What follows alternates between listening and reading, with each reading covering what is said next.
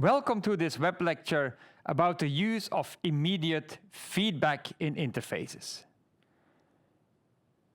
Like we see in the images here, whenever you perform an action, such as turning on the lights with this overly complex interface, when you press the button, the system immediately reacts by showing the text on, and when I press the off button, which is the downward arrow, the system reacts by telling me off.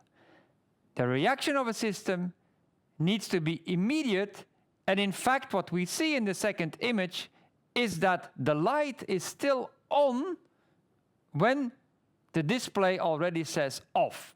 It was a bit tricky to take this picture, but the feedback was quicker than the actual real function of the system. We will now see immediate feedback in a computer interface as shown in a screencast. In this screencast, I will illustrate feedback. When I press on one of these buttons on the screen, you will see immediate feedback. The button will color blue, and when I release, the color will change to gray again and the action is performed. I click and I release. I click and I release. That is immediate feedback. The principle of immediate feedback also applies to a real-world interface, as we will show in a video of someone walking through Eindhoven. Here we're at an intersection where someone wants to cross the street. He presses the button, nothing happens.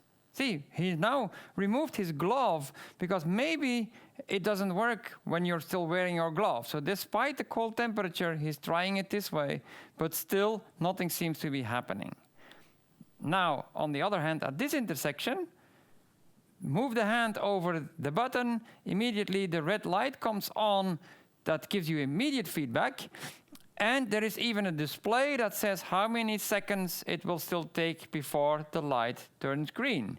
And as you can see, people are often willing to wait, not just to not get killed by the traffic, but until the light turns green. As we have seen in the video, the feedback needs to really be immediate, otherwise the user will be confused about what the system is or isn't doing and whether the action was actually perceived. We can see this also when you step into an elevator and press the button. If after pressing the button no light comes on inside or next to the button, you will think, I didn't press well enough. You will not immediately think, oh, the light bulb must be broken. So the system needs to react immediately, and then later it will perform some function. The same thing happens when we move the mouse on a computer. When we start moving the mouse, the pointer should immediately start moving. If that takes a while, we will think that something is broken, and we will jiggle the mouse, right, in order to shake it loose. Same when we double-click on an application icon to start the application.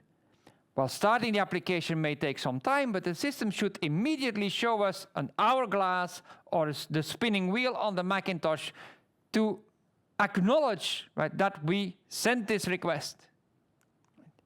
So in conclusion, feedback is important, but most important is the immediate nature of the feedback, so that you always know that your action has been received by the system.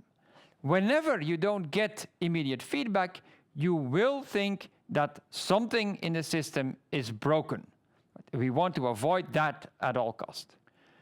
Thank you for participating.